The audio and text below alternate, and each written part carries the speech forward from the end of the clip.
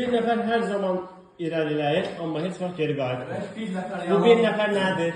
bir nəfər Nədir, yox, kimdir? Yox, nədir? Zaman. Zamandır, bəli. Doğru. Allah Allah, demek güzel konuştum. Bir otaqda 10 işıq var. Hər dəfə işığı yandırıb söndürdükdə yarısı sönür. Ən azı bir dənə qulaq asla. Ən az neçə dəfə təkrar etsən bütün işıqları söndürmək olar. 2 dəfə. Yox. Yox, öyle. Otaqda 10 işıq var. Bir otaqda 10 işıq var. Hər dəfə işığı yandırıb söndürdükdə Yandırıb söndürdükdə yarısı sönür. yarısı sönür. Deməli 4 dəfə bunu yandırıb söndürməlisən ki, Doğrudur, düzdür. Bir kişi bir neçə dəfə eyni sualı verərək dostunu aldadır. Dostu nə vaxt başa düşür? Çox deyəlim.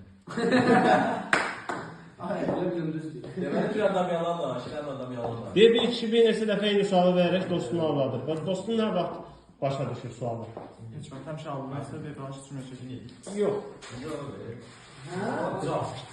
Onda keçi çobanı aldığında 3 dəfə olursa, onda bu da 3 dəfə.